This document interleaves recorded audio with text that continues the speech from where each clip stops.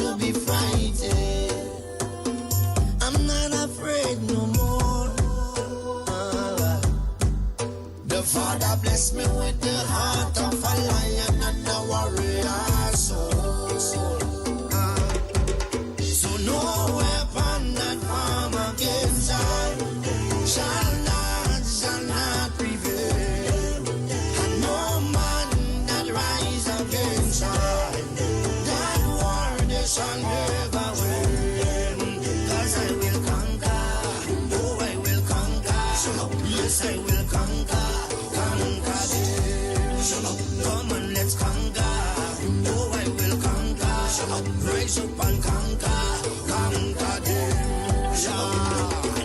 Tell them no retreat, no surrender. I shall fight till the end of days. I was born as a Makai warrior, and the Almighty God my blade. Fire burn all Satan carrier. Father loose all shackles and chain. This morning first thing as I wake up, King David turns Sam to the brain. Don't let your courage go down, keep it up. And if your heart rip up and stitch it up, don't let your faith them fall, pick it up. When my cup was empty, God fill it up. Don't take the devil contract, rip it up. And if your bad mind people to commit it up, pass me the Congo drum and let me beat it up. God on my side, me no give it up. No weapon that form against us shall not prevail. And no man that rise against us, that war they shall never win. 'Cause I will conquer, oh I will conquer, yes I will conquer them. Come on, let's conquer, oh I will conquer, rise up and conquer them. Thank you, Father. I want to say thank you, Lord. You are everything, Father. Thank you. Father, you alone shall guide me. No man shall lead my path. In the wind I hear your quiet whispers, and you heal my broken heart. Even some of my friends turn enemies, and they pray for right to feel. And remember you gave us your only begotten son, but we gave him the wound of love. Send down your warriors with the hello. They carry down to the end of days. No matter how the devil try trick me, unto you my soul I will give. Father, I know this time is coming. I can see the high tide rage. Without you there is no other. Could it be that we is myself? No weapon that form against us shall not prevail. No man that rise against us, that war they shall never win. 'Cause I will conquer, oh I will conquer, yes I will conquer them. Come on, let's conquer, oh I will conquer, rise up and conquer them. I am a man, I am a champion, I am a warrior. So who are you to tell me that I cannot make? Who are you to tell me that I am not the greatest thing that God ever created? Good morning to Grenada, Carriacou, and Petit Martinique. You're listening to Hard Talk Grenada. A very special good morning to those of you joining us on the live video, whether it's on Facebook, whether it's on YouTube, whether it's on WhatsApp, on Instagram, wherever you may be joining us. Good morning to you. A special good morning to those of you joining us on 97.5 CitysoundFM, 89.5 CRFM, 92.9 Sister Isle Radio broadcasting from Hillsborough, Carriacou, and of course 94.9 We Noise Radio out there in Brooklyn, New York. It is a beautiful day here in the Spice Isle of Grenada, Carriacou, and Petit Martinique. Good morning, Linda. Good morning, Cynthia. Good morning, Caitlin. Good morning, Deborah. Louisa, good morning to you. Good morning to all of my regulars, and to those of you out there who listen to us religiously day by day to get information, to get inspiration, whatever your reason for listening is. Good morning to you. All right. This morning, of course, as I mentioned yesterday, we have the Minister for Agriculture. She will be joining us at around 10:30-ish. to discuss what's happening in agriculture, for us to find out what more we can do to help beef up agriculture, what steps are being taken to improve agriculture, what support is being given to farmers. So the discussion is definitely going to start. But of course, we have about 10 minutes, and I love hearing from you. So we are going to start the conversation here on what do you think? I know we hear a lot, okay, more needs to be done in agriculture, more support needs to be given. What do you think? I want exact statements. We make a lot of broad statements. More needs to be done. What is the more? What are your suggestions? What do you think has to be done or can be done to improve agriculture? These are the kind of conversations that I like to encourage and that I like to have. A conversation that starts with more needs to be done for agriculture and ends there is not a conversation, right? There's no length and breadth and depth to that conversation. Let us find ways in which we can improve it. Tell me what you think. Do you think there needs to be more farmers? Do you think that government needs to provide more concessions? Do you think that there needs to be more local support in terms of buying? Do you think that farmers need to decrease their prices? And what are the factors that encourage the prices that the farmers now have? These are the kind of conversations that we need to start having and stop making these broad statements that have no body and no life to it. Let's start having a valuable conversation that make valuable contributions to our society. Now, with that being said, and while I'm waiting for my first caller, I need to say something that really vexed my spirit this morning, and the Bible does speak about vexation of the spirit, and I know my spirit should not be vexed, and of course I will repent of that after, but I need to say something very, very clearly this morning as a young person in society. And I feel I speak on behalf of most of the youth in Grenada when I say this. I listened to GBN to the point this morning where we had our Minister for Religious Affairs, and she was discussing, of course, as we did here yesterday, what the regulations mean, why the regulations are important, and the discussion along those lines. Now, what vexed my spirit was the callers, some of them. And I now understand why we have so many young people moving further and further away from Christ. I understand now why. However you may feel about what Christianity should be, however you may feel about how we should serve God, or who is a Christian church and who is not a Christian church, and if we are a Christian society and if we aren't a Christian society, it is not your job to judge that. And that is why young people are so afraid to go to church. That is why some young people are so far away from God. That is why some of our young people don't trust the word Christianity or don't trust the word Christian. Because some of you older heads that feel you are so bathed in the blood of Christ, that you have the responsibility to speak on his behalf when it concerns the affairs of others and their Christianity. That is the reason why. And we have to be very, very careful, because Christianity encompasses a whole lot more than knowing the Bible and going to church. And we need to understand that. So when you call on public programs and you talk about that's not the Church of Christ, and that is the Church of atheists and that I don't understand. When did we arrive? When did we arrive at becoming the judge of mankind? When did we arrive at determining what religion is valid and what is not valid?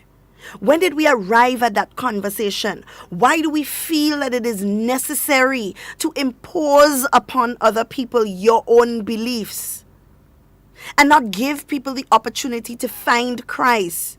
Y'all are scaring away all of the young people from knowing God if that is the behavior that we are to expect. And I felt like I needed to say that this morning because you're hearing a whole lot of talking, a whole lot of conversation, a whole lot of this is not Christian and that is not Christian. Why are we the ones judging? Let God do the judging for us. That's why He is there. We want to do our job and God's job too. And it was really very upsetting to hear adult Christian people behaving in that manner on public radio. I cannot understand. I mean, we have to do better. You want young people to live better. You want young people to come to Christ. You want young people to go to church. But that is the way you're behaving? The Bible speaks about judgment. He says in Matthew 7:1, do not judge,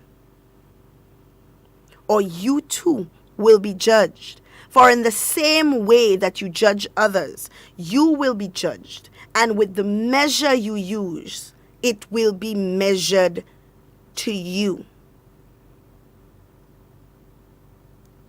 And that is why we have so much problems in society, where some people are just not satisfied and some people cannot find comfort in things because we are so judgmental and so picky, and everybody has to be judging this person and everybody is better than somebody else. And that is why we have so many problems in our society. That is why our young people are turning so far away from Christ. Because nobody want to get old and behave like that. I'm just saying. So I felt like I needed to say that this morning. I feel like I needed to, on behalf of the young people.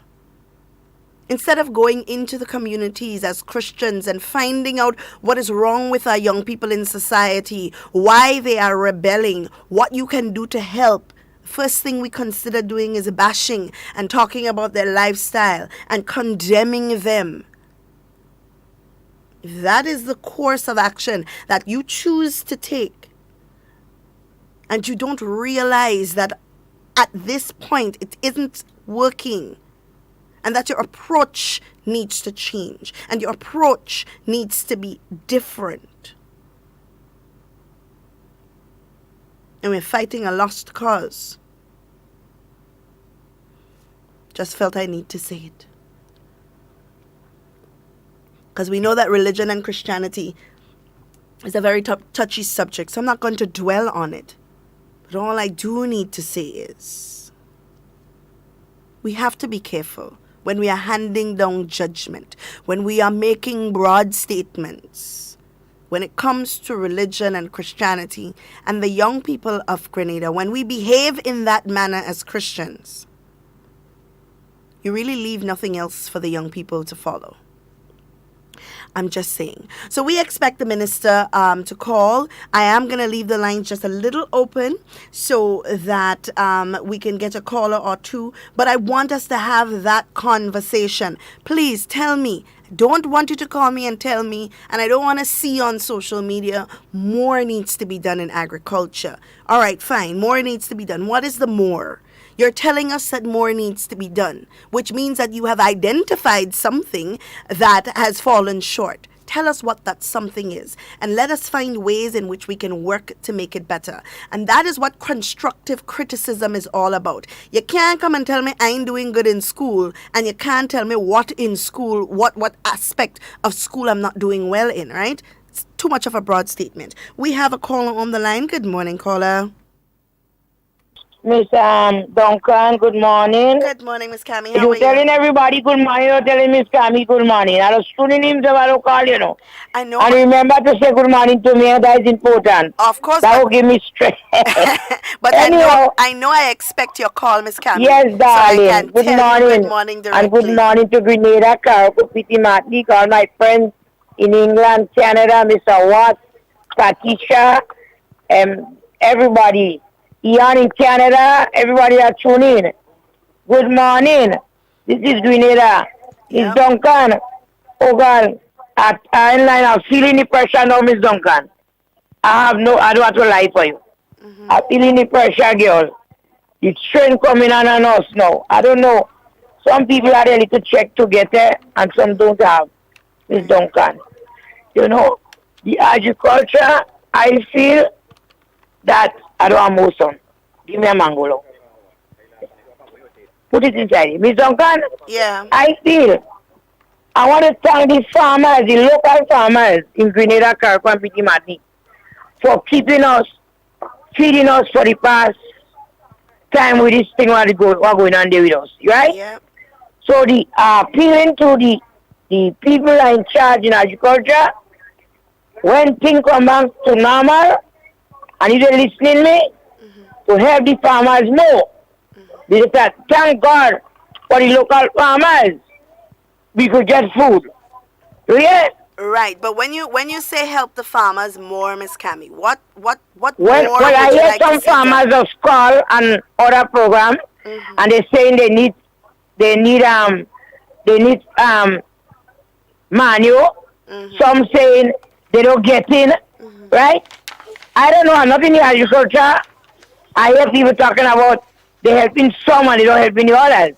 So that is why I'm appealing to them. If they know that they're doing that, try and help all of them, right? I am not an agriculture person. I don't stand me looking at my meal, but I just hear farmers complaining on other radio stations and say they're not getting the support they're supposed to get. Okay? So if I'm wrong, I could apologize for that. But I don't hear culture man them talking about they're not helping some of them and some getting help.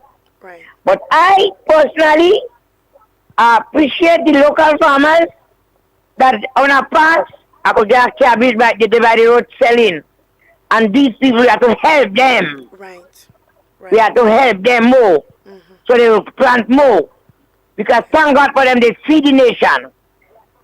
We have to thank them, the local farmers that feed the nation under COVID-19. Already you pass, somebody else let you selling by the road. They have something. So that's why I crying out for them to help them more. The big shot people, they know what I'm talking about. The people in agriculture know what I'm speaking about. Because them that day. Right? What else? Another thing I have to say, Miss Duncan, Yep. so putting us people know. I just come out there, I had $100 I go and pay. This morning everybody calling the radio. And they know what's going on. The company know, Miss Duncan, what's going on in the country, in the world today. Right? And it's poor people are scared. Poor people like me and others that's coming out today to still hustle by the road. And they place to pay the bill and they're cutting them off. You understand? They're telling you they will give us a thing. And we still have to pay. Yes, we know we have to pay them. But they're cutting off people and people say they had the children had to do their school work. A woman called this morning and she said she got a plate online and they're cutting them off. Look at lady here complaining right by me, you know. Right? So they must have a little sympathy for the people that got a children to do their homework and they're cutting off the light. They're cutting them off. Send out a notice. Put a notice on the media, even on your media, Yeah. and Shaggy media, and JIS media, and tell the people, come in and say whatever you have, because we will cut off the next week, or we will cut off tomorrow. Right. You don't just cut us off. The poor people are still building Grenada. Yeah. Poor people can take what I tell you. Adanigo. And it's poor people are still build. We don't give them bank check. Yeah. So they must send a note, put it out. Let us know. You could come in and say because they go cut off in the next 2 days. You understand me? And we suffering. We must speak when we hurting. Yeah. So those in authority don't know what the poor man going to. I feel in it now. Yeah, Miss Duncan, I am feeling it. I can't depend on friends all the time to help me because my friends that are helping me, they have their responsibility too. It's hard. You understand what I'm saying? Yeah. It's hard. I'm chest up in me from stress because I'm a water bill to pay, I'm a light bill, I'm a cable bill, I'm a, you understand? I'm even thinking about the rent here because we don't make any money, so they can't push struggles to parents. You know, it's just sad that this thing going on in the world and everybody feeling it. All of us are on the same thing now. Rich and poor, everybody feeling the pressure. Everybody. Miss Duncan, some people just ashamed to talk. I don't have to be ashamed. I feel it, Miss Duncan. But whatever little I have, I still love stretch hand. I thank the man this morning, the young man, that stopped and give me a ride because I come into the health center. You hear me? Yeah. So I want to say good morning to everybody again. And before I go, I want to send my sympathy to Miss Noel. Miss Karen Noel was a very good supporter of me. She used to support me, and I was shocked when I see they send and tell me she died. That lady is a very nice lady. May she so rest in peace, Miss Karen Noel. She will buy all me great fruit when I have, me green peas, me sorrel. And she's a very wonderful lady. Good people, I don't know why them good people are dying. She's a very nice lady. May she so rest in peace, and my sympathy goes to Sister Noel. She mother was a nurse, she retired now. So I know that lady feeling. Have a blessed day, Miss Duncan, and continue doing what you're doing. You too. Right? Yeah. You have people that don't like to hear you. You have people that they are their own program and they're running you down, but don't matter. God is a good God. The same God yesterday is the God today. Absolutely. You hear me? Absolutely. Have a blessed day and continue to do what you're doing. Good morning to Mr. Prime Minister, my Prime Minister, to Mr. Peter David, all the ministers in government, the police, the nurses. I want to give my love to the nurses. They want to take care of me. I just come out there. I didn't have medication. I just buy and bring me. And I go there this morning, I didn't have. And they give me the injection because I didn't have this morning. So I want to say thumbs up to all the nurses, all the doctors in Grenada. You know, these are good people. They're helping us. Every day you could get a doctor in the health center. Dr. Belmade, every day. Dr. Alexander, every day. Every day they get in the health center on Melville Street. And you have people out there on the radio running their mouth about these people in Grenada here. You have to stop that.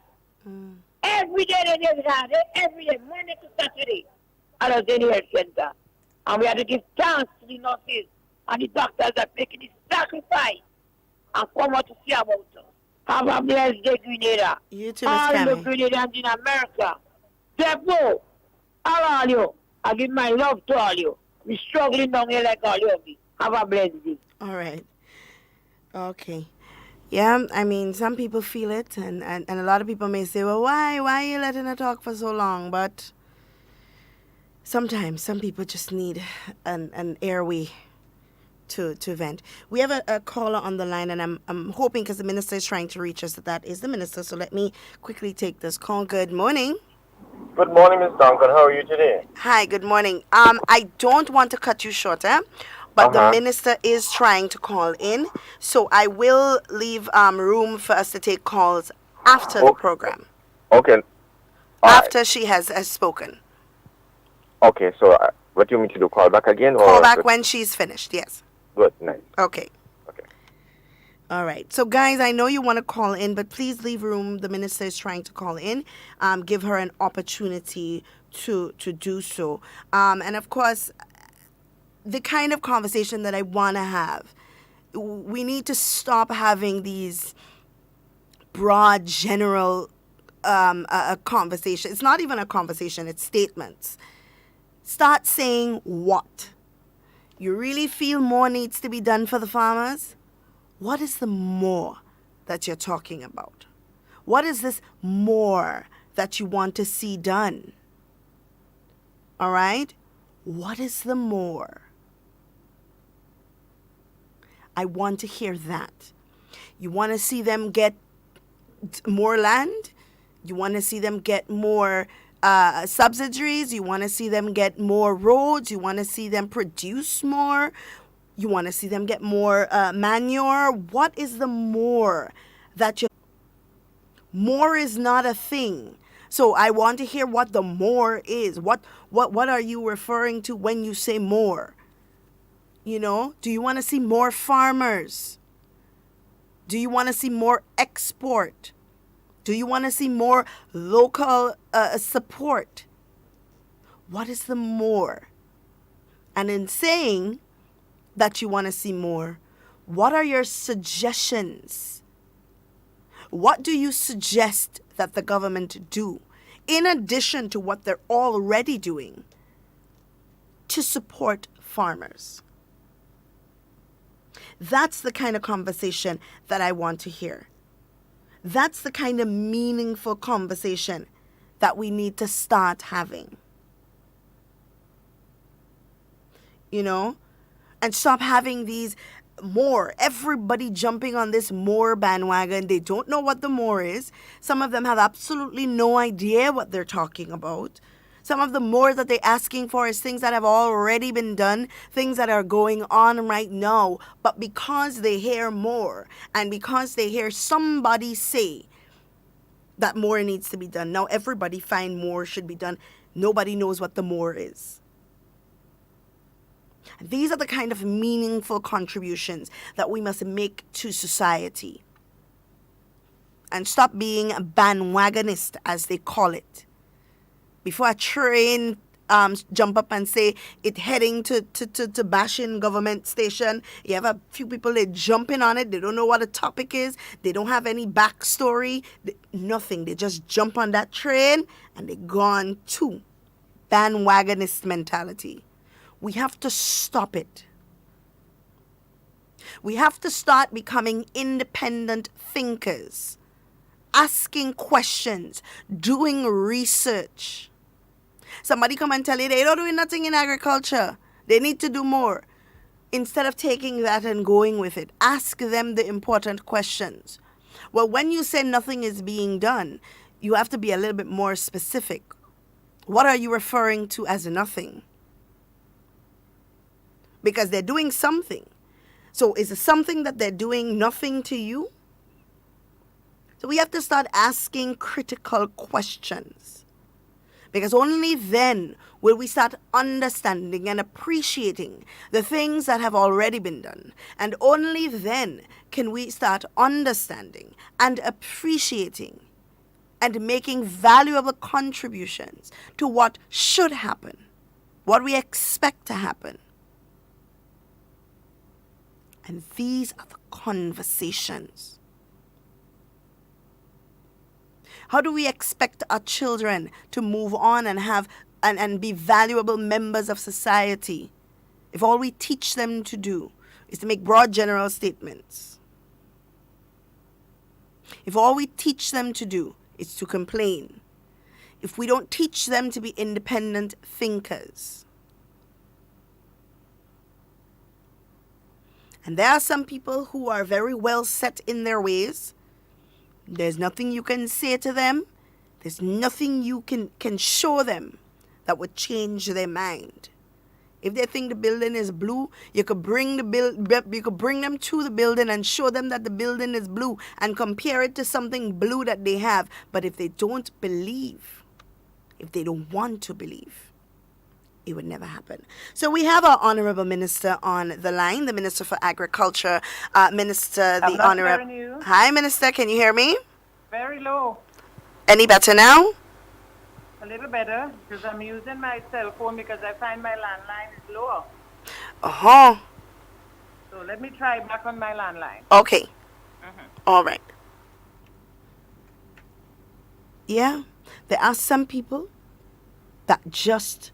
no matter what you say to them, won't believe. But for some reason, we still engage in them in conversation. We know they ain't going to contribute nothing better, but we still engage them. But what can you do? For the love of people, right? Hello, good morning. Hello, morning. Good morning, Minister. A How are little you? better. Are you hearing me clearly? Much better. All right. All right. Well, it's always a pleasure to have you, and of course, any member of your team to come and help the Grenadian people to understand and to give them information, and of course, to take their questions and concerns. And this morning, of course, we are back on the topic of agriculture and what we can do to improve the agriculture product. Now, I know a lot of people are saying, well, more needs to be done in agriculture. And I keep asking the question, what is this more that they're talking about? So I want us to first, after, of course, you greet our people, to discuss what the Ministry of Agriculture is already doing as it relates to agriculture. And then maybe they will be able to say what the more is that they're referring more to. commitment. That's probably what it is. They need to commit more to agriculture. Probably. And that will come up in our discussions anyway.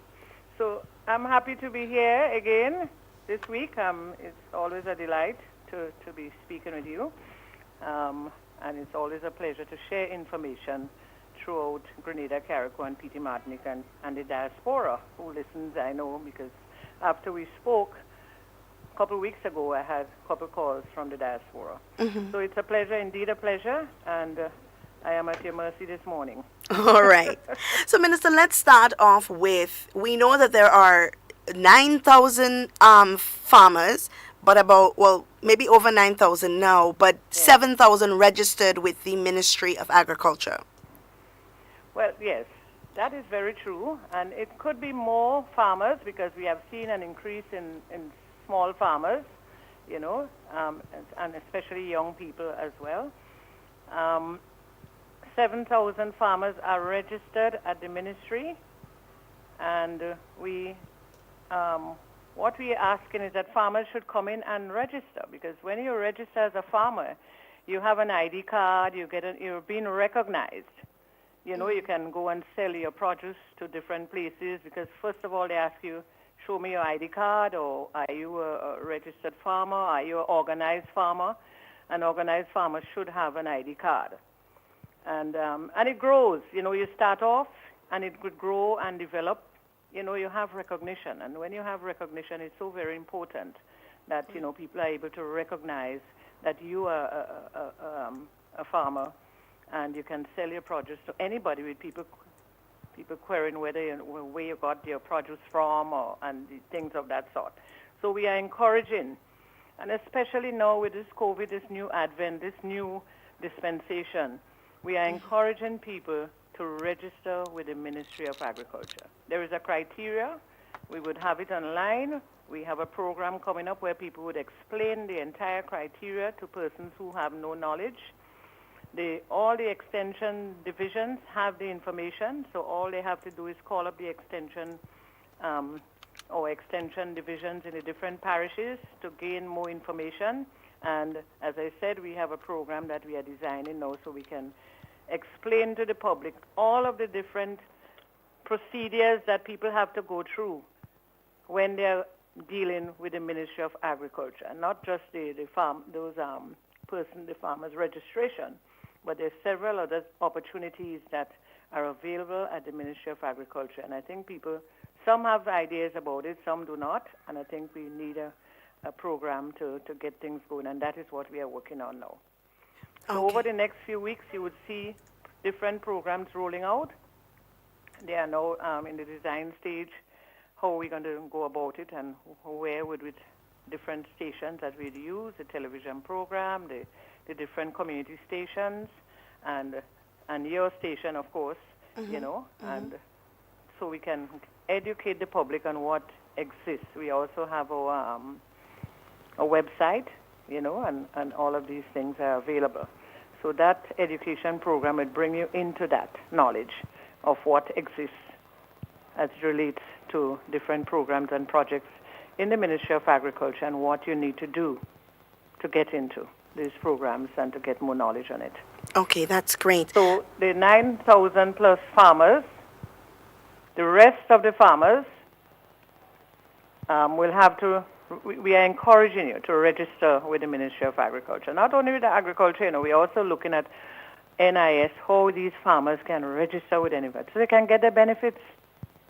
Yeah. A lot of the times we don't register, we don't get involved in this thing, but at the end of it all, we need them when we get older, and so we need the support services. And so we are encouraging farmers to register with the ministry, have your ID card, your bona fide, your farmer, and also look at registering with NIS.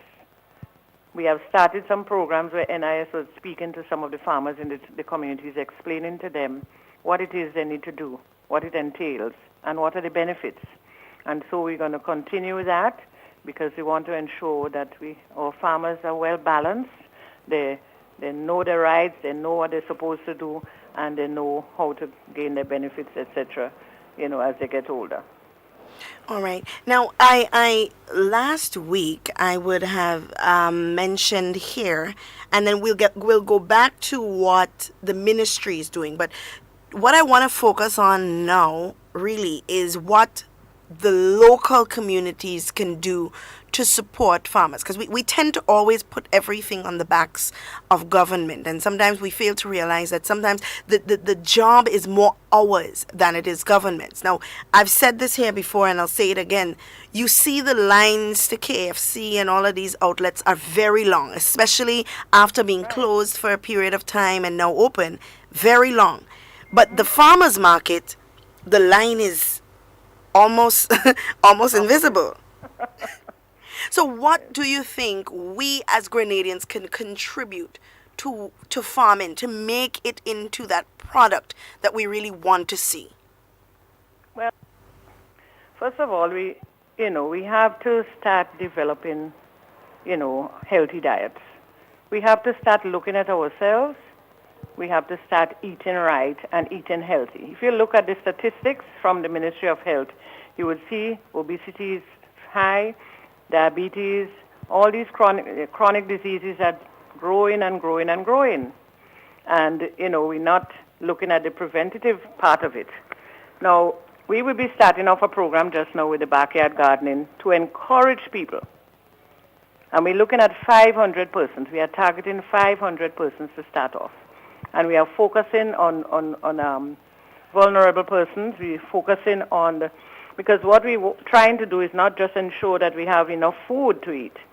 At the same time, we're looking at vulnerable families, making sure that they have nutritious foods on their plate. The children going to school, they must get nutritious foods. We're looking forward to working with the school system as well so that the children getting the food at the school, they would have a nutritious, attractive little plate that they can eat and so. So people have to start growing foods, healthy foods in their backyards. Just yesterday we had a management meeting where we incorporated the Food and Nutrition Program Council. They are under our ministry as well. And this is one of the highlights of the meeting, discussing those areas, how we can get persons in the communities to develop healthy lifestyles. Eat healthy, exercise, do the right things to encourage you to develop and have healthy families and a healthy nation. So the backyard gardening is an introduction. We have started that years and years on a small scale. We have developed it now, tripled it. So we're looking at 500 new families to develop into these backyard gardens to be developed by these 500 new families. As again, we say we're looking at vulnerable families, and we're hoping that from there would be a continuum of, people continue to grow from the backyard, eat what you grow and grow what you eat. Remember we had this slogan years ago, I think it was in the PRG, eat what you grow and grow what you eat. And it created a serious impact in Grenada. So we are saying that we are looking at that as an introduction to get people's mind, in that sort of framework. Now we have the opportunity with COVID-19 to make changes to start. Is a wonderful opportunity. So the backyard gardening is a very important program that we're going to be establishing over the next few weeks, and to encourage families and to develop this backyard gardening into much, much more in terms of agriculture, because people, you get an idea, you start an idea in your backyard, you may have 2 tins, you may have just a small area that you can plant a few things, but once you get into it, you develop and you're benefiting from that little plot that you have, you would want to go, you would want to expand, so all of these things, we want to really motivate people to get into eating healthily, and that is one of the strategies that we will be working through the communities with, including Carriacou. I must say Carriacou and PD Martinique, they are not left out of it. So, and we would be unfolding that program in the early June. Right. All of the preparatory work is being done now to get the kids organized and preparing for development of that program. So I think that is a very good introduction, the backyard gardening, giving people an appetite, as to how to have these little gardens in the backyard and how they can benefit from the local siphon time that they would season their meat with instead of using the foreign seasoning. Right. From the tomatoes in the backyard that you use the pen manure from your little goat or your little pigs that you have. That sort of teaching, we want to bring that back, that healthy feeling about, life and healthy living and food, eating properly, etc. But also, Minister, that does bring us to another point. With the backyard gardening or community agriculture, it opens doors for sub-businesses then. So, for example, I don't have a green thumb at all. I plant something and most likely it's going to die. Don't have a green thumb. I'm not very good at planting. However, and that is maybe from the seed and so on. However, if somebody gives me a seedling, something that has already germinated and so on, and I transplant it and water it and so on, it blossoms, it bears fruit. Now, for people who want to be able to plant, who want to be able to engage in backyard farming, right? I don't have any animals. I don't have a rabbit. I don't have a goat. I don't have any of those things. So I can't use manure from my animals. Now, there may be farming without owning a big farm or owning a large piece of land that allows us to farm. Exactly. And, you're very, very right, because even though you do not have the person who wants to do the planting, do not have the seedlings, well, we will be providing the kits, and the kits comprise of seedlings, or the planting materials, inputs, tools, a little tech pack, with giving you information. And we also would have an extension person attached to different persons to ensure that they are planting right, they're doing what they're supposed to do, and we follow up on what they're doing. So it's not just giving you something, putting something in your backyard, just coming to your home and just dropping some seedlings on the ground. It's a whole process, because we want to ensure, it's being sustained. People get a grip of what is happening. They get to enjoy, and, they benefit out of it. They get the fruits of their labor, so that they would continue with what they're doing. And and very rightly said, right in the same community, there could be a gentleman who has a lot of cows, who have a lot of pigs, and out of that he can start establishing himself through getting his manure together so he can sell it to the different persons who want it, because we want to encourage more organic, local. Right. We're not trying to do too much fertilizing, artificial fertilizing and all of that. We want to really go back eating healthy, and this is a start right now. So a lot of things would unfold while this project is going on. People would come forward and say, well, I have a lot of pen manure, I have a lot of that. This manure and all seedlings and so would be part of the toolkit. Mm-hmm.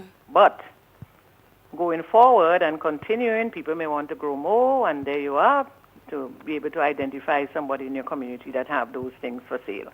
Right.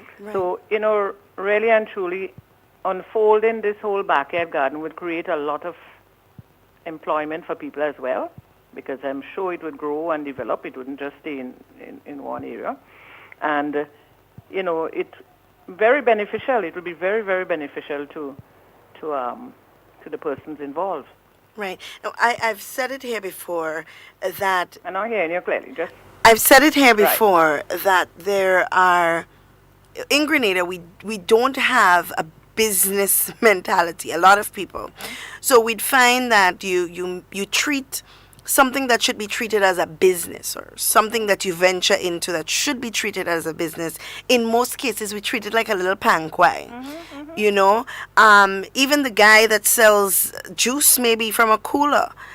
These things ought to be treated as a business. So in terms of agriculture, when we look at individuals who rear animals for around Christmas time, you get a sheep or a goat or a pig to buy. These people need to start thinking more than just animals for slaughter and what can come out, what more they can derive from rearing these animals. For example, the manure, and what they can do, how much, the most that they can make out of what they have. And you're very, very right.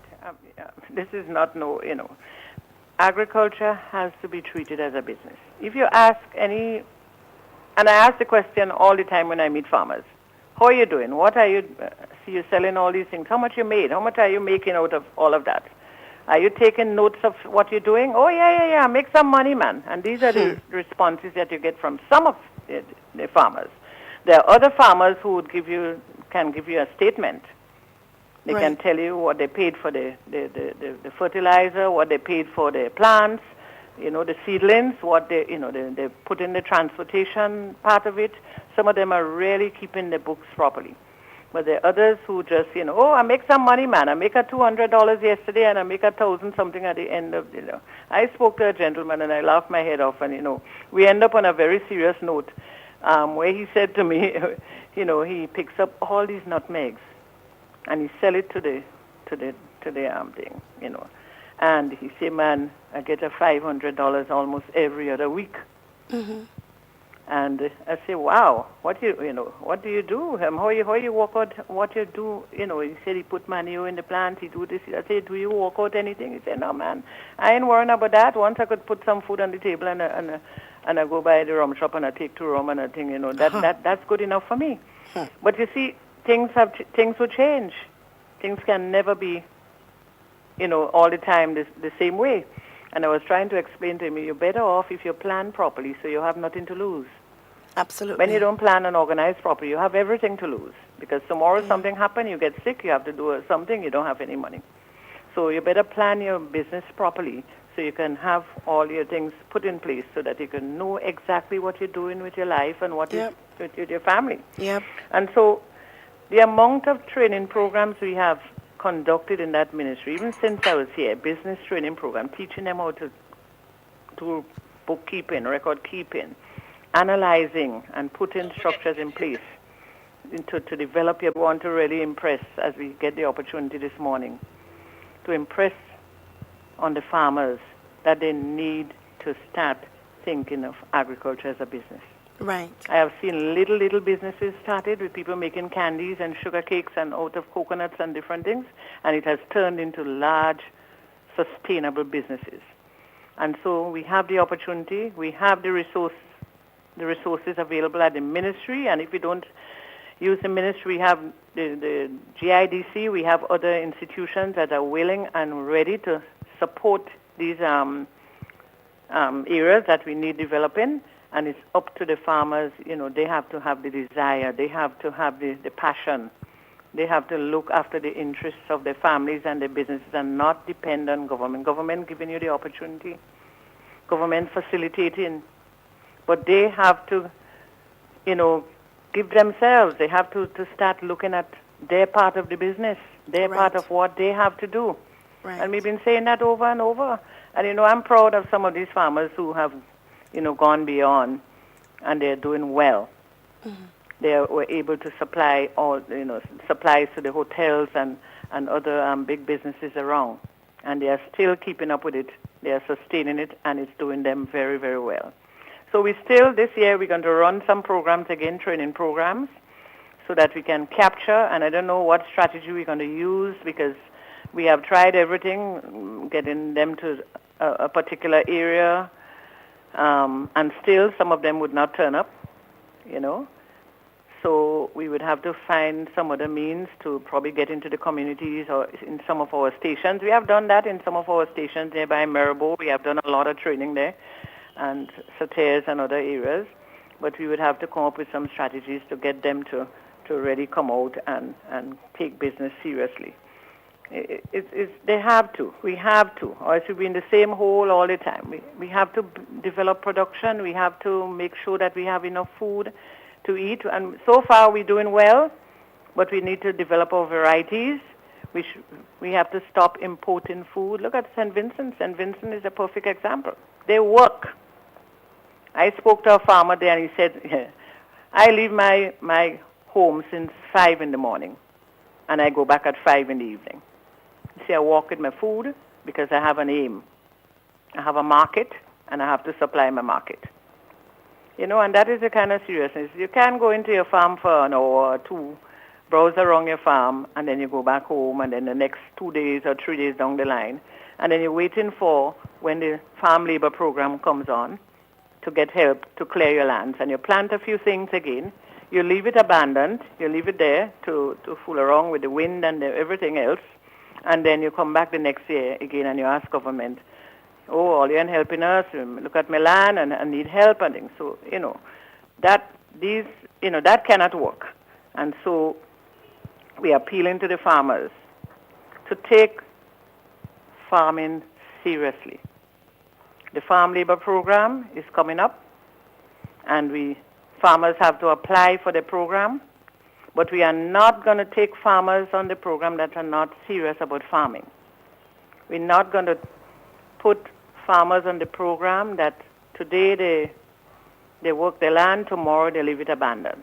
Right. And wait again for the farm labor program to come back and help them to clear the land. Right. Now, We're Minister, going to look at your track record and see how you operated over the years, and we have that already. right. And that is the approach we are taking. And this year's farm labor program is tripled Wow. because we want to increase production. We want to, get things going, and we have tripled the amount of money for the program this year. So Right. Farmers need to get serious. They need to organize themselves properly, and they need to look at how they can sustain and develop their farms. Absolutely. Now, I do want us I want to ask two very important questions, because I think that people are of the impression. Hold a while, please. Uh-huh. Yeah, go ahead. That people are of the impression when we say agriculture and farmers, we're speaking about a government-run business, right? So can you verify first, are there any farmers employed by government, or is it a personal or a private individual going into farming for their personal benefit? But we don't have any farmers employed by government. I don't think I get it. I'm not Right. clear No. on- Okay. So people are of the impression we keep saying that more needs to Speak be. a little louder. I'm hearing you very low. Sorry about that. That's okay. You're hearing me now? Yeah, I'm hearing you better now. Okay. So people generally say that more needs to be done in farming, more needs to be done for farmers, more needs to be done in agriculture. And I feel like they speak about it in the sense that farming is a government-run business.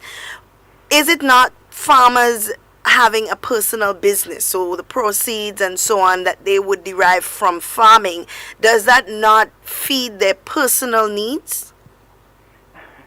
Well, farming is not run by government at all. We have a Ministry of Agriculture that facilitates, that supports, that gives support to farmers. Farming is an individual business, or if people want to come together in a cooperative to develop their farming business, whatever, idea, that is what they would do. Farming is not run by agriculture. It's like you go to a school. Agriculture is there to facilitate, to support farmers by training, giving them information, In some cases, we help with fertilizer. In some cases, we help with seedlings. With other planting material. We subsidize. We cut down on the cost of the planting material every year so that farmers can get their planting material to plant at a subsidized cost. We help with the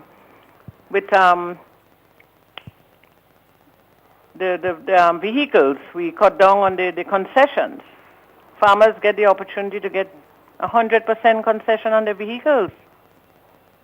So there are a number of support services that we render. We teach them. We do a lot of training, how to plant, how to dig a hole, how large the hole should be, what is going to happen if you don't dig the hole at a certain size, how it will suffocate the plant or stagnate the growth of the plant. There are a number of also climate-smart strategies in planting. And we have been doing that over the years with farmers. So farmers have to take up their responsibilities and get their farms organized, utilize the Ministry of Agriculture. We have extension officers. We have about 6 or 7 agronomists in the ministry that is well trained and are underutilized most of the case in time because farmers, some of them want to do their own thing as well, and they don't want to follow any procedures. Some of them follow, and they're doing very well. So, for example, you have to drainage on your property. There are a number of things that you have to do if you're taking up serious farming. Farming is not just digging a hole and sticking something. Some people are very lucky, and as I said, they probably have a green hand, and they can dig a hole and stick something in haphazardly all over the place on the farm. But that is not farming. Yeah. Farming is making sure that you do the things the right way, you get the desired results out of what you have done, and you get the benefits, the financial benefits out of it. It's not a joke. Yeah. So you get the healthy crops, you get the financial benefits out of it. You feed your family, you sustain yourself, you educate your children, you do the things that you want to do in life. It's a business. Yeah. So it's not that we are there to facilitate, and I'm using this, the ministry is not about just handing out things to farmers, giving them something, taking that. No. We do that when we see the need for it. We handhold when we see it is necessary to handhold. Yeah. But the whole idea of the ministry is all about policies, driven the policies that we develop for the development of the sector, the legislation, the things Pretty Al asked me, the different things to support the supporting structure for the agriculture sector. That is what we are there for. To initiate funding opportunities, have discussions with you, talk about what you can do. Yeah. Yeah. This is the kind of thing that we do in the Ministry of Agriculture. The farmers, however, have to take all these opportunities that I've just spoke about, and there are more, and develop themselves and develop their businesses. Very well said, Minister. And I feel like that needed to be said because a lot of people are of the impression that because it is the Ministry of Agriculture, whatever the farmers do, it's because of the Ministry of Agriculture. And I feel like it needs to be said that it is a business, and that's how it should be treated. Now, I want us to talk about... And additionally to that, before you move, what it could really assist the farming community is a strong farmers association. And I've spoken on many occasions with top-ranking farmers at the level of senatorial level to get a solid association in place. I've stretched my hand out on many occasions to get them organized, to get themselves together. Because, as I said, there's so much support services out there for a solid, organized body. And I'm not only speaking about agriculture. But if we don't have the structures in place, we lose all of this support. And I've seen it happen over and over and over. And I've been speaking with the farming community. I spoke with them. I spoke at many meetings with them and tell them, get themselves organized in a solid structure. I've spoken with the poultry farmers. I've spoken with the Beekeepers Association. I've spoken with all the different entities that is related to agriculture that needs an association, a body, to advocate for them, especially the little ones, the little farmers. I have done that over and over and over. Some persons have come forward, some have started, and there's some little problems, rivalry, and all things are happening in the organizations that we need to revisit and see how we could give them some guidance and push to reach to where they are. But some have taken the initiative to start rounding up their farmers or in beekeepers, etc. But we need all hands on board because you see, when these committees come together, it's the next problem. The focus is wrong. It's a set of egoistic behavior that takes place. The focus is to move whatever the sector is that they involve in forward. Yep. Come together as a team. Use the different expertise that you have in the group that you have pulled together and those that are outside to support and move the industry. Everybody would benefit.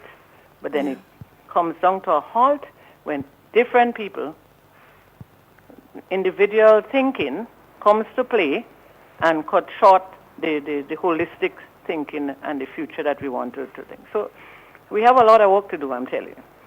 And if we don't get these little things together that we think are small, they're not small, they're very important. Because if you don't get you, the people around you, the farmers, you don't get them organized, you don't get them to come together, it doesn't make any sense. You're going to be in the same hole. Unless we have seriously strong farmers that can ride on their own and, and it's in the majority. Absolutely.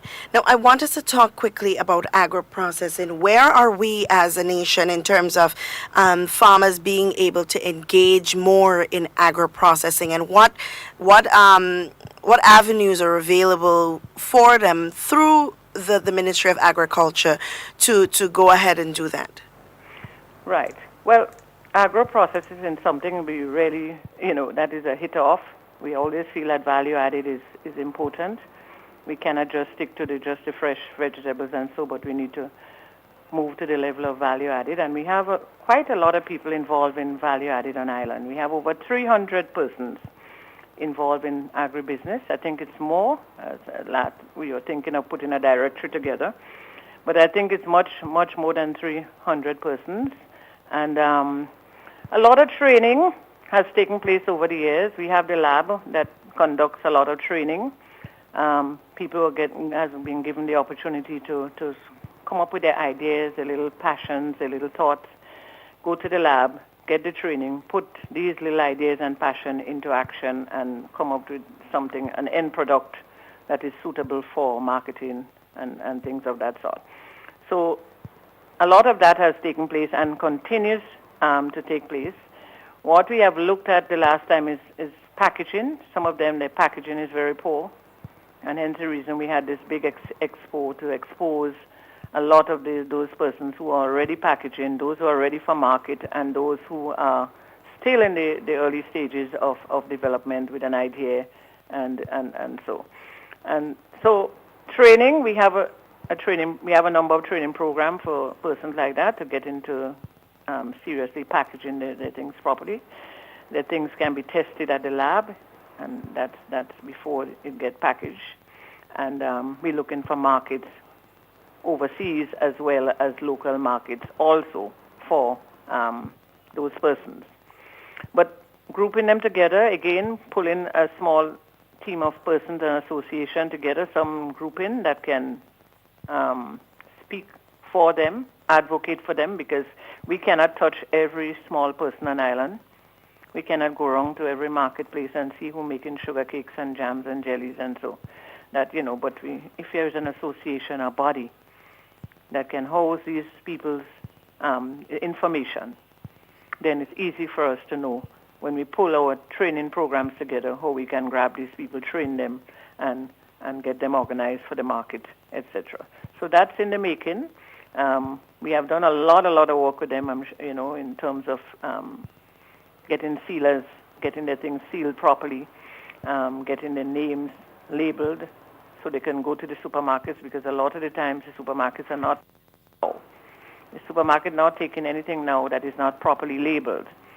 It's about traceability, and we have done a lot of training. ICA has done some traceability with different persons as well, for them to understand that the importance of proper labeling for marketing.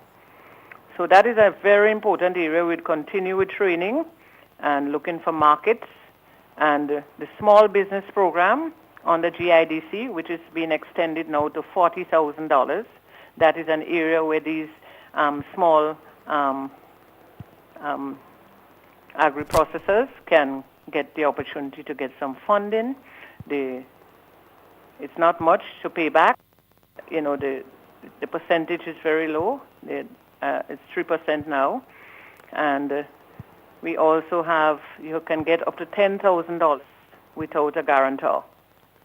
Or, when I say a guarantor, you have to show any land paper or anything and that kind of thing. So COVID has really opened up new channels.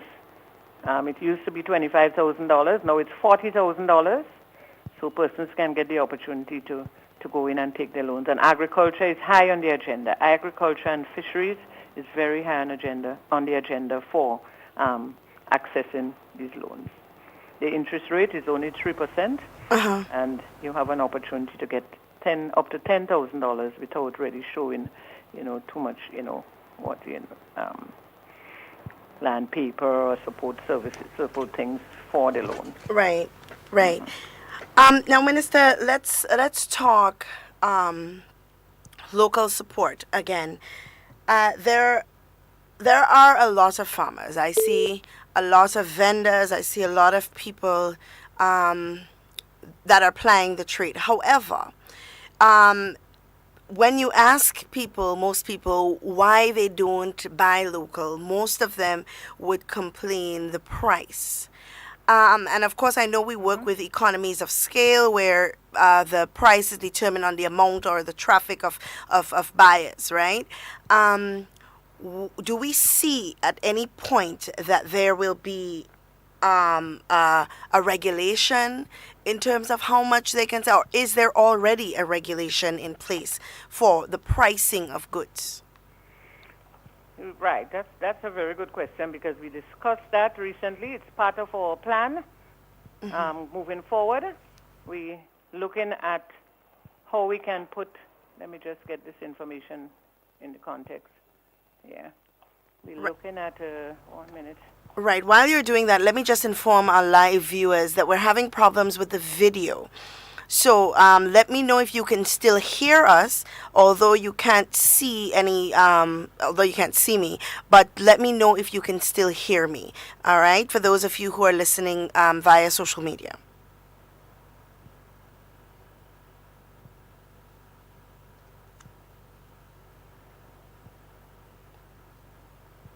And we're trying to get it fixed as quickly as possible. Oh, they're not hearing you? No, they can hear.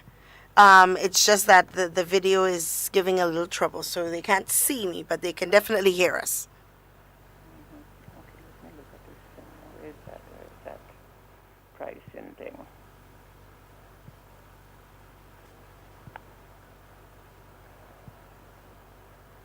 All right, so they definitely can hear. I see now. Yeah, but I know a lot of people are deterred from purchasing local produce, and their excuse is that the price is not what they are accustomed to, or they can get it something else cheaper. Some people would prefer to go and buy. Some people would prefer to go and buy something in the supermarket that they can get. And that is very true. I mean, the price of things are so exorbitant. It fluctuates all the time, not because of seasonal things. People just feel that they want to put something up. They would just put up the price. You make the corner. For example, if they see somebody that they just put up the price, or they just change it on the, So we are looking at that seriously. That is one of the part of the plans that we have. The number of different plans that we have for coming up. I was trying to get it, but I couldn't pick it up there to give you some detailed information on it.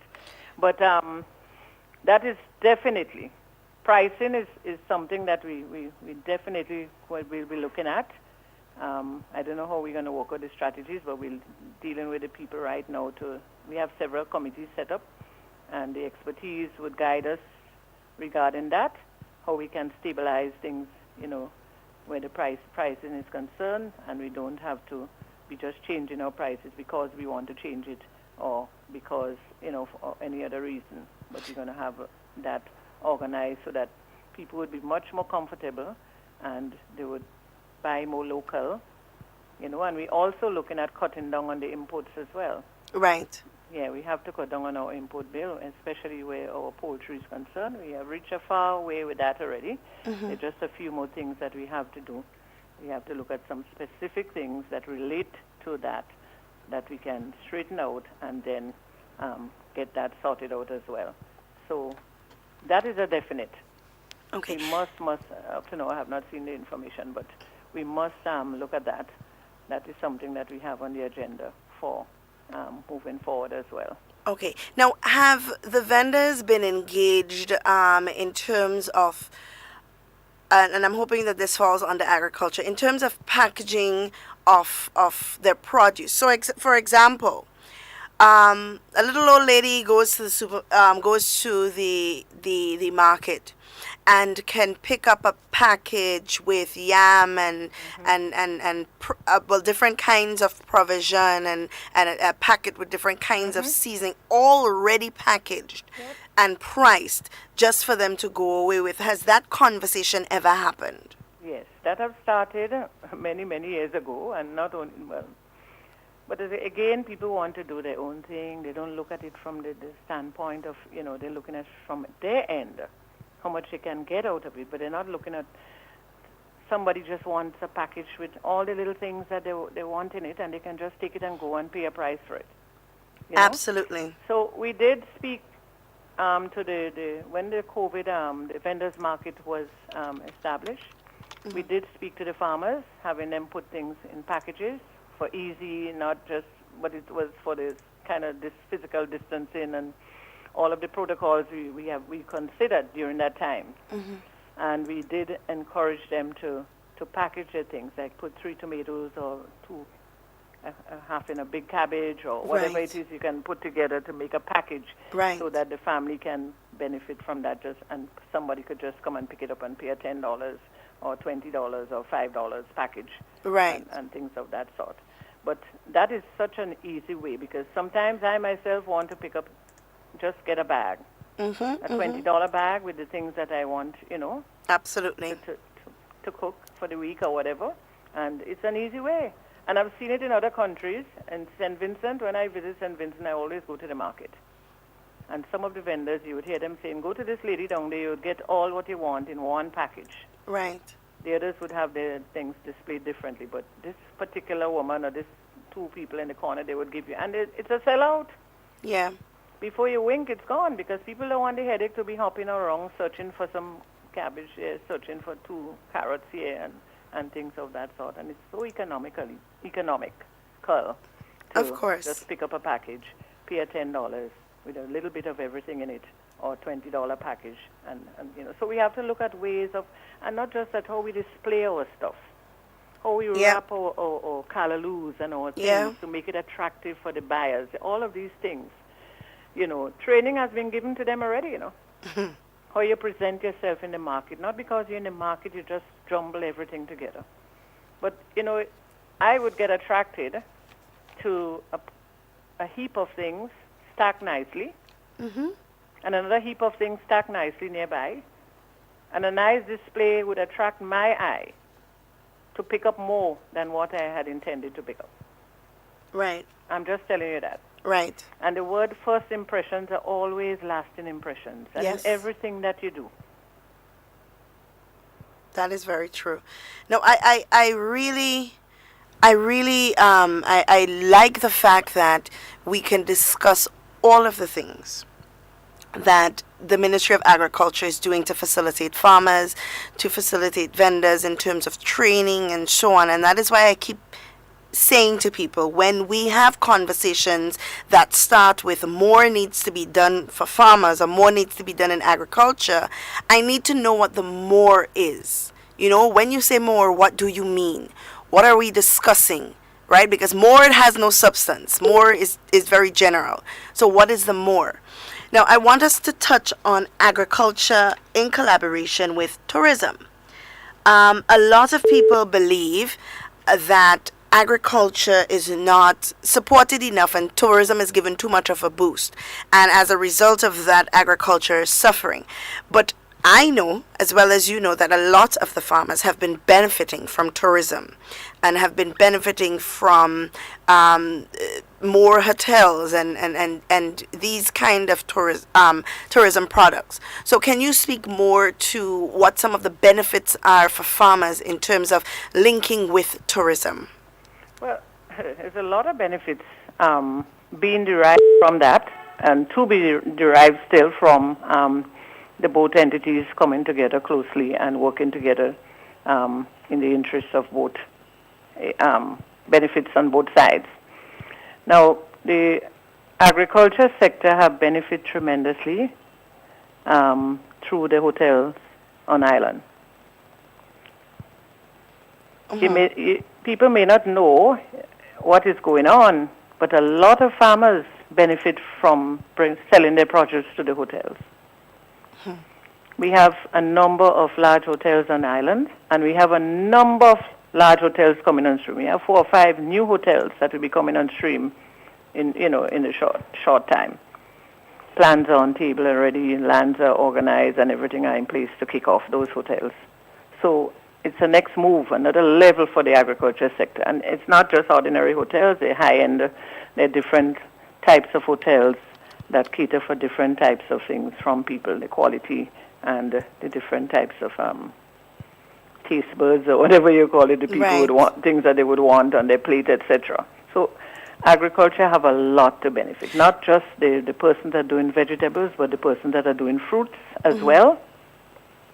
They have, and even the persons who are packaging, those who are doing agribusiness products, byproducts, the jams and the jellies on the breakfast plates and all these things, they would benefit tremendously. Okay. So there is a lot of support. The both entities support each other. We complement each other very well, both tourism and agriculture. Right. There's no doubt about it. I want to ask. And what has to happen, though, we have the farmers have to organize themselves into either cooperatives, groups, whatever you want to call it, to get your things together to sustain your market with the hotels. Right.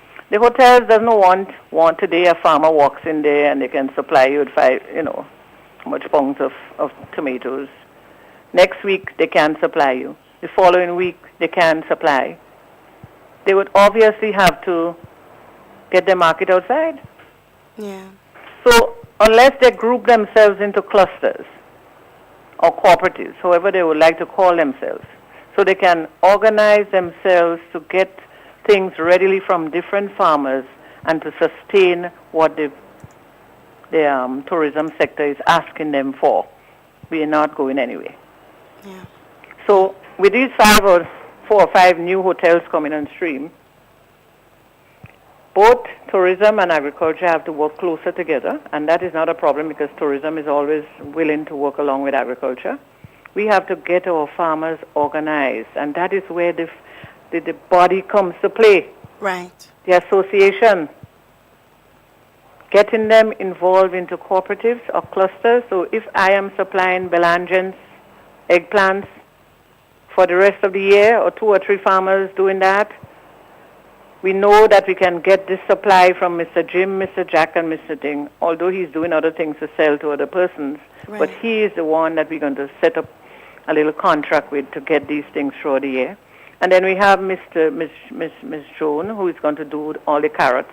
And, that kind of thing, that kind of planning that is necessary to sustain that kind of relationship with both tourism and agriculture. There are some people that are doing it already, but it's not enough. They still have little loopholes and so that needs to be filled. Right. And as soon as we get into that kind of thinking, that kind of shift, we wouldn't get anywhere. And so we have to motivate them, we have to push them, because we would in the long run, our import bill will continue to be high. Right. I mean, we have the best and the sweetest fruits in the Caribbean. If you taste a mango from one of the other islands and you taste a sugar apple or a soursop, it doesn't taste right. It doesn't taste like Grenada. Right. And so we have the soil, we have the nutritious soil. We have we did the testing of the soils. We know everything, what can grow where and where can grow and what you need to put, what level of fertilizer and all these things. Let us utilize these things now. Yeah. That is all we're asking the farmers, get serious and utilize the expertise that we have in the ministry, the information that we have in the ministry to share, and the other support services that are around, the small business programs and different things. Right. Now, I heard that some of the hoteliers, they have engaged some of the farmers and given them support in terms of, in turn, they would provide them with what they need to run their kitchens and so on, in terms of fruits and so on. Can you speak to that? Well, that is very true. I know for one experience, even Grenrop, they have had a lot of support from that is Miss Marichou and others. They have had a lot of support in terms of getting there, because they have an organized body. Right. So they were able to, they have a contract with the hotels, some of the hotels, I think it's 3 hotels, and they have been given some support up front to start off the gardens, taking into consideration what the hotels want. Right. Testing the ground, they have tested it, they have produced, and maybe the quality and quantity that they want, and they have had that support from the hotels. And I think the hotels would have given other individual farmers who bring in their supplies to them, who have a contract with them or have a business going with them, they would have given them support in terms of getting seedlings, the proper seedlings, the things that they want from to grow, want them to grow. They have given them support in that regard as well. Right. So they are getting support from the different hotels. They are getting support from government in terms of technical support, other support, and also training and even the small business program. The GDB, the Development Bank, that's available. So there are a lot of things that they can tap into to build on themselves, build their businesses, and supply the hotels and so with what they need. The hotels should not be starving for things. Right. And the hotels should not be going to Miami or getting watermelon and stuff from Miami. Right. We have the lands here, and we have the expertise here. We have some farmers that are very good at planting watermelon. They know how to do it. They understand what they have to do, and they can close their eyes and produce it. Understood.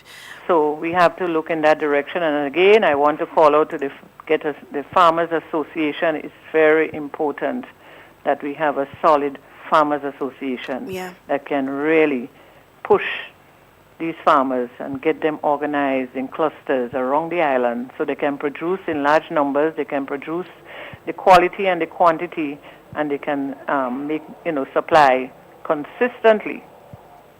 That's the word. Consistently supply the hotels and other places that want their produce. Yeah. Now for the smaller farmers, we and the backyard gardeners, we want to encourage you all to take in the program, so that you can eat healthy, eat the healthy foods, produce the healthy foods, and eat the healthy foods. And in most cases, if you have a lot of it, you can sell it as well. Yeah. So it brings in an income as well. Absolutely. Well, Minister, you have provided us with a wealth of information here as it relates to the farmers. So I'm hoping that now when people speak of the more that can be done in agriculture, that they are able to provide information on what they believe that more can be. But in addition to that, of course, you are always welcome here to send any information on agriculture, and I want to make it clear on air because we have a lot of defectors out there that tend to think because it's this program that we shouldn't be promoting anything that the ministry does, or we shouldn't have anybody from the ministry speaking on things that benefit the Grenadian people. And I keep saying that we focus too much on the wrong things. It is not the platform, it is not the person, it is the information. Exactly. That is what is most important. So you are always welcome to send your information here. We'll be more than happy to broadcast, to promote, to share, and to send to our listenership and our viewers at any time. Yeah. And I think you're all doing a great job. It's a shame for people to be thinking in that manner. Anybody who thinks that this station is not the place, we shouldn't be discussing that, they're wrong. They shouldn't be thinking it's the information we need. The information. It doesn't matter what platform it's being given through. The information, I think you're doing a very good job, because what you do actually, you tear things apart so that people would get a better knowledge of things. Yeah. Now, I would say, just give a sentence or a little paragraph on something, and you would break it down into little bits and pieces so that people could understand fully what we are saying. So I think the services that are being rendered on that station is excellent. I say hats off to you, and it's not because of any, political or anything. I would not look at it from that standpoint. I have a broader mind than that, as always. And, I don't know why people would think that way. It's a shame if they think that way, because I do the same thing if I go to another station, and it doesn't matter who. I would speak the same way and share the information. And I think you all are doing a very good job in terms of sharing. There are other stations that are sharing information as well, too. Yeah. And doing a good job. So what happened to this station? Why shouldn't this station share the information? So it's a shame that people would think that way. Keep up the good work and continue to do as much as you can for the development, in letting people understand what is taking place for their own development and the development of Grenada. Absolutely. Carriacou, and P.T. Martinique. Absolutely. Thank you so much. And thank you so much for taking the time to come and speak. And you're always welcome to share with us. And over the next few weeks, we will be unfolding some of the programs, the farm labor program, as well as the backyard gardening program. And I'm sure I would have somebody come to the station and speak about it, because farmers have to understand the criteria and the things that they have to do to ensure that they get into the program and how the program would be rolled out. Because we always have a problem with the farm labor program, and this time around, we have to get it right, and we have to make sure that people follow the procedures. So with these few words, I want to thank you again for the opportunity and wish you well as you continue live on your program. You as well, Minister. Thank you so much. You're welcome. All right. All right, guys, and there you had it. The Minister for Agriculture speaking on the more that has been done for the farmers, all of the things that the farmers benefit. And I think we need to start looking at this thing differently. And I'll tell you why I say that. An ordinary vendor, for example, under the Ministry of Tourism, right, has a business. It's a personal business. So is farming. These things are personal businesses, or at least should be treated as such.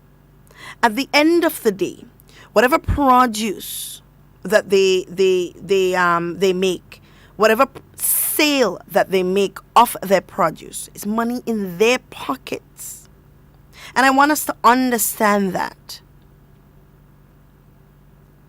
So when we say more needs to be done for the farmers, remember farmers are not employed by the government of Grenada.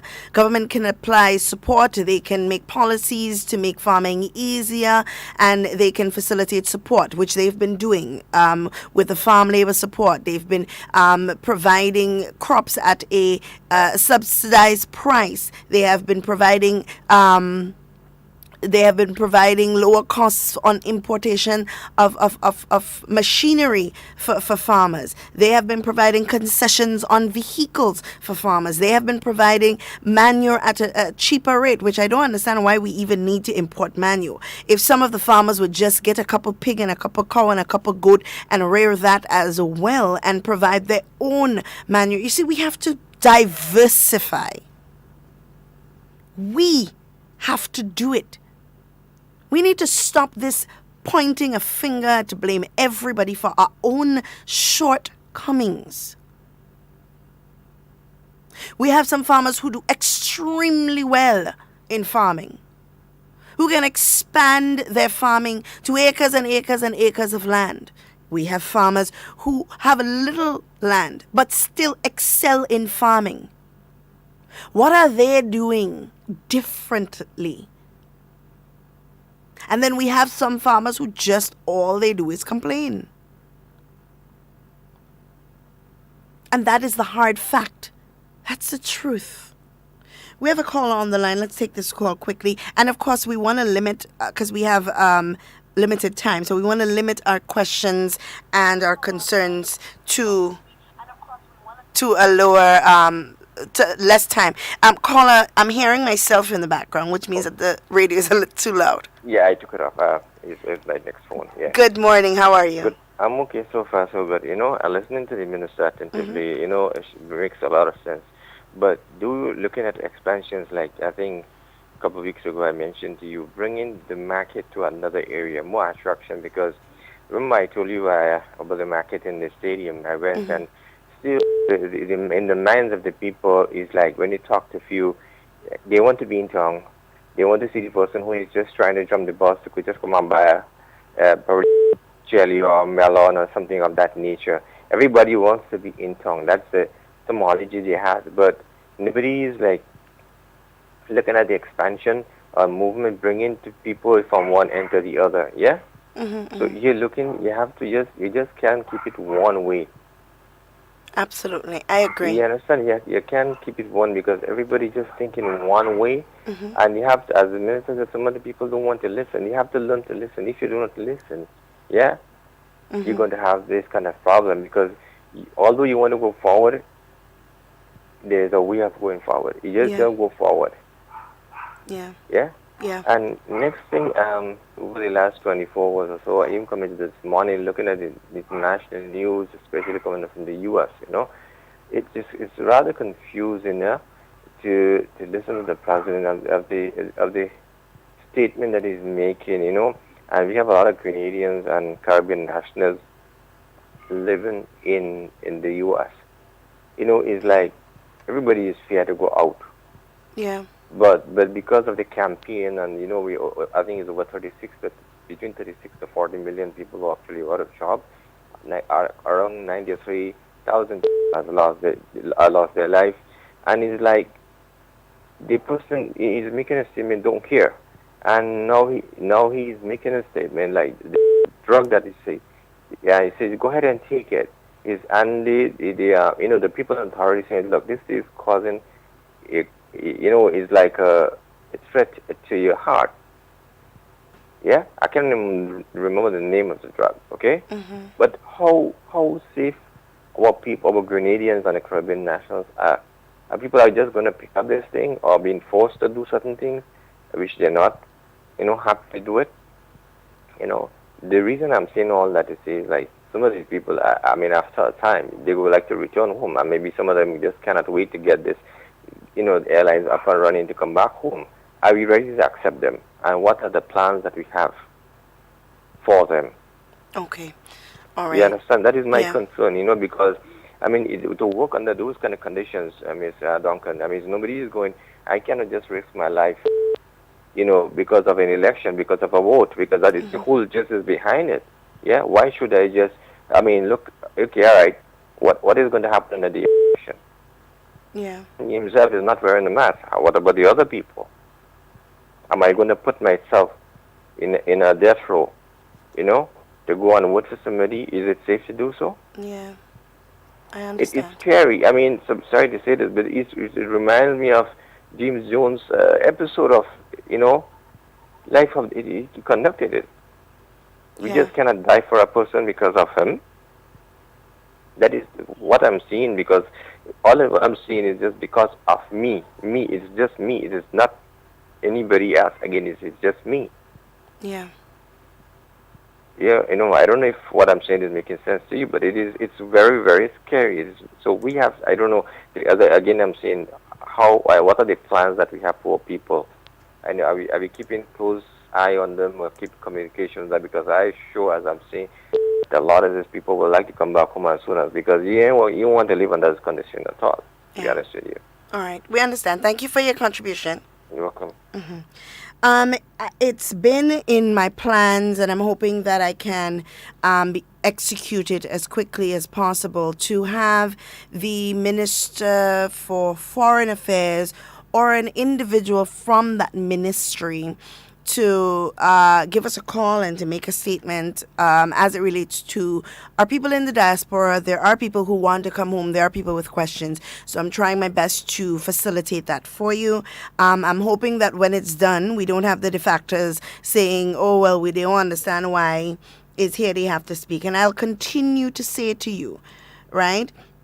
And don't be afraid, those of you listening and those of you viewing too, open your mouth and defend them, because this is for your benefit. Defend us, because this is for your benefit as well. You're not defending NNP, you're defending the information that is being provided to you. And as I always say, it's not the platform, it's not the person, it is the information. We have a quick caller on the line. Good morning, caller. Yes, good day, good day. First of all, I must congratulate you on your program. Very informative. And people must understand that radio stations are there to inform the general public, and I must commend you on your program. Therefore, and again, I want to commend the Honorable Yolan Bean Osford, who is doing a fantastic job as the Ministry of Agriculture. And I'm telling you, I'm very proud how Ms. Yolan Bean is directing the Ministry of Agriculture. And I tell you, there are a lot of training programs, there are a lot of programs that help with farmers, and plus the government is doing a lot of work for farmers to sell their produce. And I mean, we are going forward. So Ms. Duncan, keep up the great work. And Ms. Yolan Bean Hasford, I commend you for the fantastic job you are doing and your government. Thank you very much. You are absolutely welcome. Thank you for your contribution, caller. So, guys, I want us, as we're winding down, to start thinking, right? Start thinking that when we have a conversation with somebody and they say more needs to be done in agriculture, more needs to be done in farming, more needs to be done in the development, what are you referring to? Do you know what has already been done? Because some of the people who are saying more needs to be done, if you ask them what is already being done, they can't list one thing for you, but more needs to be done. They're so sure, they're so adamant, they're so vocal on the fact that more needs to be done. They have absolutely no idea what is already being done to make a judgment on if more needs to be done or not. We have another caller on the line. Good morning. Good morning, Miss Duncan. How are you doing? I'm good. How are you? Okay, that is Mr. Melvin Carriacou. Of course. Okay, we'd like to send our sympathy and condolence to the people from Union Island with that gas station that exploded yesterday. Yes, I heard of that. Yeah, well, they're keeping things good. And to the mills farmer like Castle, Rockwell, and Annie in Union Island, this is Curtis Mills. You all stay safe, and we had this tragic little stuff that happened up there. Well, the Lord alone knows. Take care and stay safe. Thank you, Mr. Duncan. You as well. Thank you so much.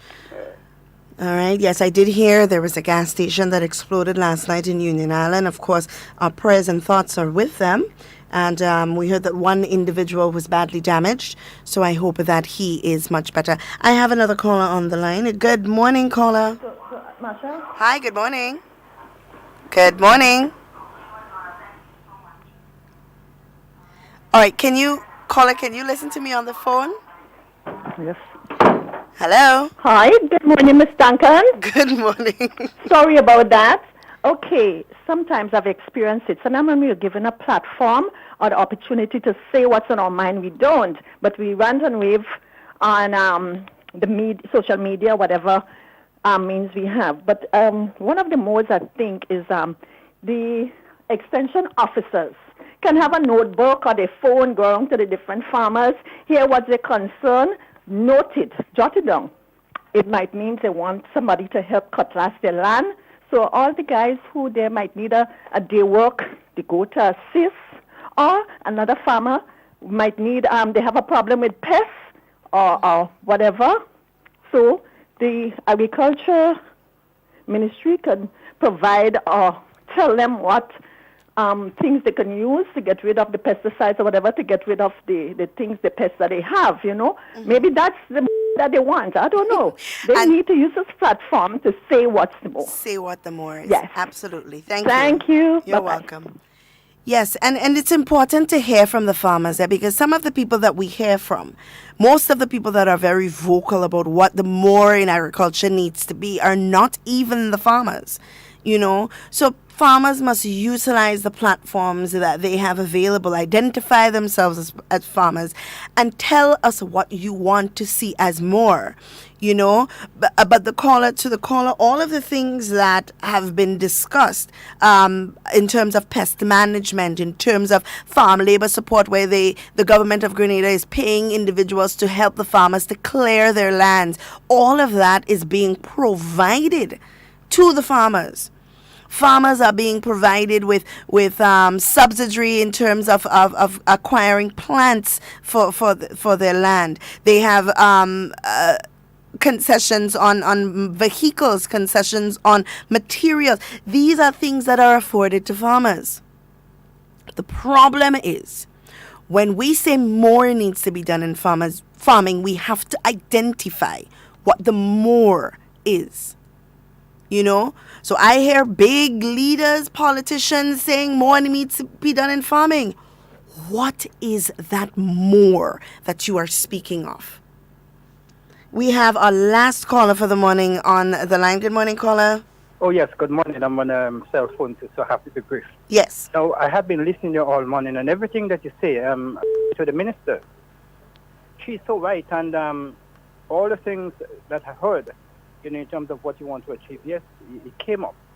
But I want to take you back to a conversation that we had a few weeks ago. Your third caller, not your third caller, 3 callers ago, I think he hit the nail on the head. I believe there's a lot of people who will rush back, who wants to come back. But as I said before, and I'm saying it now, and he identified, where do you put them? And that's what we had to be planning for a long, long time ago. It's not too late if we're going to rush this thing through. But exactly as he said, where would you put these people who have to come back, who wants to come back? And I have family who wants to come back too. But where are we putting them? The economy and the infrastructure. Okay. Note this. All right.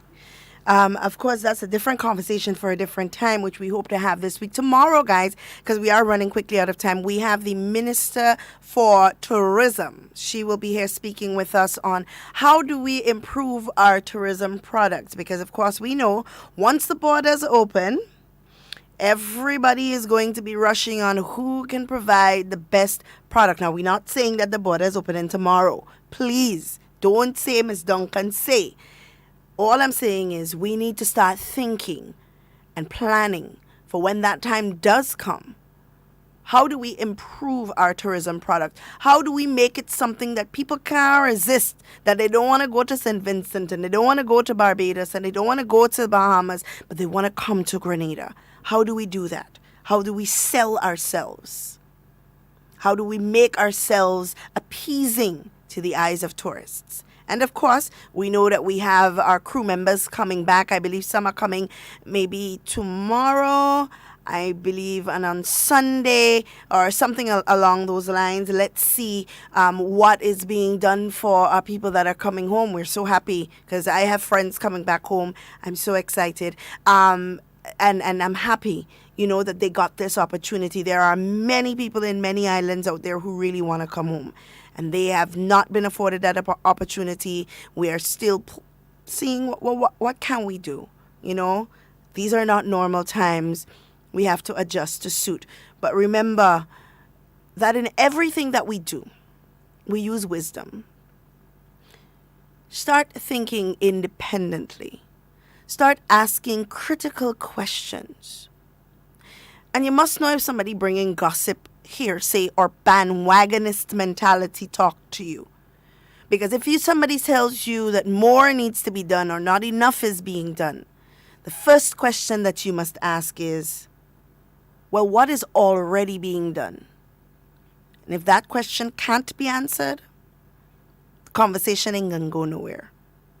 It's probably not a conversation worth having.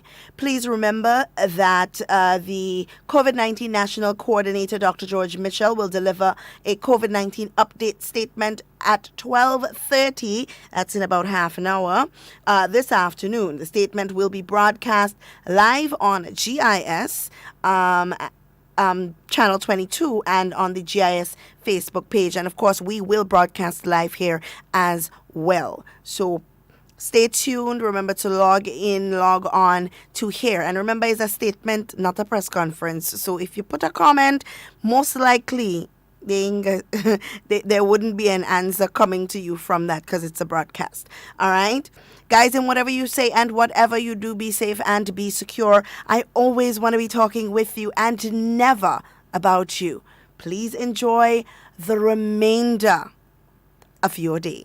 Stay up to date with all that's happening with the new national party, NNP. Send us a message via text or WhatsApp on 405-8683 with your name, email, and constituency. Stay in the know with NNP. Get updated.